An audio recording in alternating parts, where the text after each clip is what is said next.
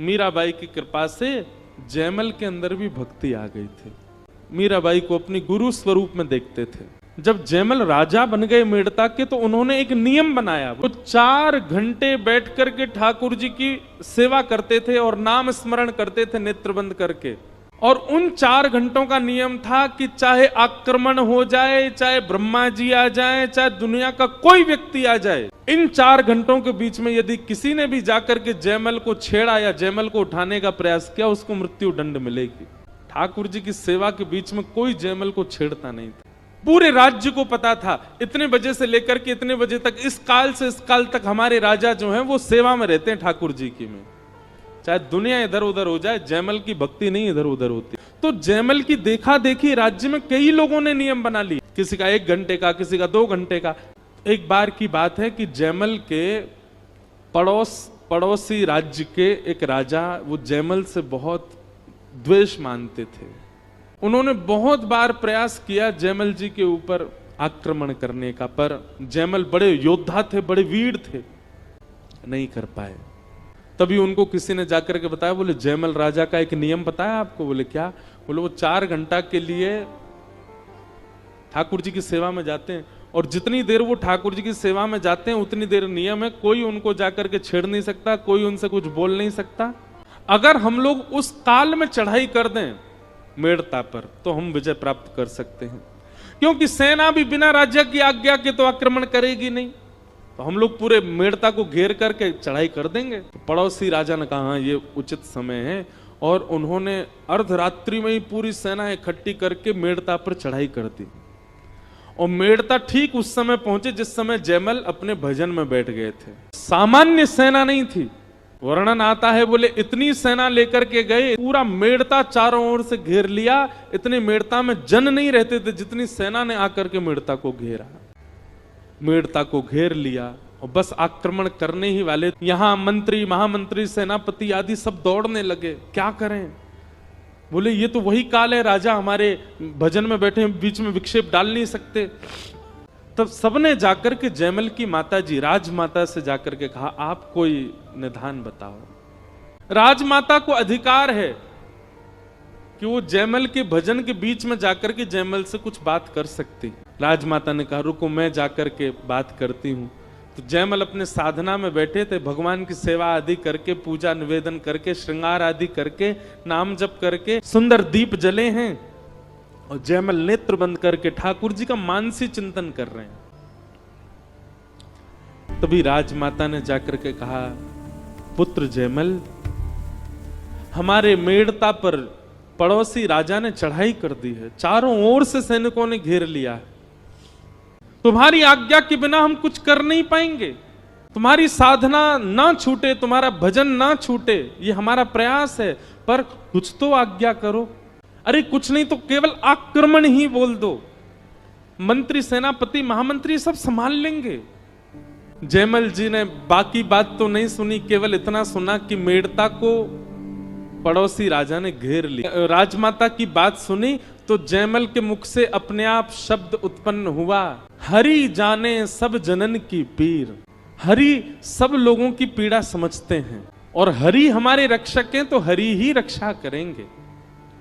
मानो उन्होंने राजमाता को कह दिया आप चिंता मत करो, ठाकुर जी सब मंगल करेंगे, ठाकुर जी सब सुरक्षा कर देंगे। जयमल अपने दोबारा भजन में ही बैठ गए।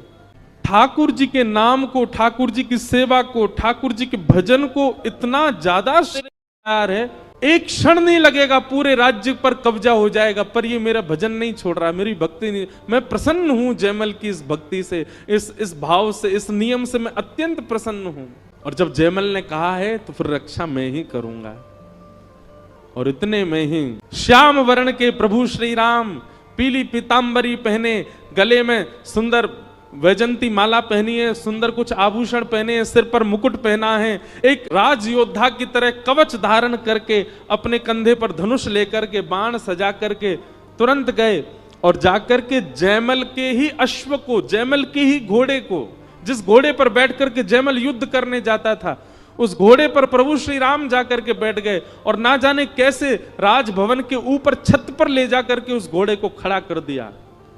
चारों ओर दृष्टि घुमा करके प्रभु श्री राम ने देखा और ऊपर छत से ही कूद पड़े रणभूमि में। उनकी छटा देख करके, नैनों के कटाक्ष देख करके, उनके आव भाव देख करके, जितनी सेना लेकर के पड़ोसी देश का राजा आया था, वो सेना प्रभु श्री राम ने एक भी बाण नहीं चलाया, केवल घोड़े पर बैठ करके छत से नीचे कूद गए। उनकी छटा देख करके, उनका रूप देख करके, उनका यौवन देख करके, उनके अंग की सुगंधी से जितनी सेना आई थी सारी सेना मूर्छित होने, और देखते ही देखते पूरी सेना मूर्छित होकर के जैसे मानो सुसुप्ति अवस्था में पड़ गई हो, अपने अस्त्र शस्त्र छोड़ करके सब लेट गए। पूरी सेना को क्षण भर में समाप्त करके इस प्रकार सुला करके प्रभु श्री राम ने रणभूमि से वापस आकर के घोड़ा छोड़ दिया और अपने मंदिर में जाकर के व्यवस्थित हो गए। यहां 4 घंटे पूर्ण हुए जयमल के। 4 घंटे पूर्ण होते ही प्रभु को प्रणाम किया, तुरंत उसने आज्ञा कर दी, तैयारी करो, रणभूमि पर जाना है, सेना तैयार करो। आज्ञा होते ही मंत्री, महामंत्री, सेनापति सब दौड़ने लगे, पूरी सेना इकट्ठी होने लगी। जयमल ने जाकर के कवच आदि पहने, मेरा घोड़ा लेकर के आओ। जैसे ही घोड़ा लेकर के आए तो घोड़े में से ऐसी अद्भुत सुगंधी आ रही थी जिसको लेकर के एक बार को जयमल के भी नेत्र बंद हो। जयमल देख करके घोड़े की स्थिति पहचान गए कि इसके खुरों में मिट्टी लगी हुई है, इसकी सांस बहुत तेज चल रही है, ऐसा लग रहा है मानो ये दौड़ करके आया है। थोड़ी देर तो कुछ अनुभूति सी हुई, उसके बाद जयमल ने कहा विलंब नहीं करना है, चढ़ाई हो जाएगी, दूसरा घोड़ा लेकर के आओ। और जैसे दूसरे घोड़े पर बैठ करके सेना लेकर के राज दरबार का मुख प्रमुख सिंह द्वार जैसे ही खुला, बाहर निकल करके जयमल अपनी सेना के साथ आया तो क्या देखता है, असंख्य सेना है पर सारी सेना सोई हुई है, सब पड़े हुए हैं, सबके अस्त्र शस्त्र गिरे हुए। ये कोई षड्यंत्र है या ये मैं कैसा दृश्य देख रहा हूं? ये सब लड़ क्यों नहीं रहे, युद्ध क्यों नहीं कर रहे मेरे साथ? अपने सैनिकों को जाके देखो इनको। सैनिकों ने जाके देखा, बोले घायल नहीं है महाराज जी, इनको एक भी बाण नहीं लगा, एक भी तलवार नहीं लगी है, सबकी श्वास चल रही है, जीवित हैं, पर पता नहीं सुसुप्ति अवस्था में है। जयमल ने कहा वो राजा कहां है जो चढ़ाई करने आया था? अपने रथ में वो भी सुसुप्ति अवस्था में पड़ा था। जयमल दौड़ करके उसके पास गए, उसके ऊपर पानी का छिड़काव किया, वो होश में आया। जयमल ने पूछा ये सब तुमने क्या किया? अपनी सेना लेकर के आए, चढ़ाई नहीं की तुमने, और उसके बाद अब युद्ध में ये सब सो क्यों रहे हो, क्या कर रहे हो? वो राजा जैसे ही होश में आया, होश में आते ही जयमल का हाथ पकड़ लिया, बोले भगवान मैं आपके पांव पड़ता हूं, मैं आपके आगे हाथ जोड़ता हूं, जीवन में कभी आपसे शत्रुता मोल नहीं लूंगा, अपनी सेना लेकर के वापस चला जाऊंगा, अपना मुकुट उतार करके आपके चरणों में रखता हूं, केवल मेरी एक कामना पूरी कर दो। बताओ क्या कामना है? बोले जिस एक सैनिक को तुमने बाहर भेजा था उस सैनिक का दर्शन करा दो। जयमल अपने मंत्री, महामंत्री, सेनापति से किसको भेजा था बाहर? महाराज हम आपकी आज्ञा के बिना एक पत्ता नहीं हिला सकते, हमने किसी को नहीं भेजा। किसको देखा तुमने? कौन था वो? बोले श्वेत अश्व, घनघोर उसका आकर्षण रूपी स्वरूप उस अश्व का, उसके ऊपर नील वर्ण का वो योद्धा, कवच पहन करके, हाथ में धनुष बाण लेकर के, तुम्हारी छत से ही अश्व कूदा दिया उसने। हम तो वही देख करके हैरान रह गए, इतनी ऊंचाई से अश्व से कैसे कूद सकता है कोई?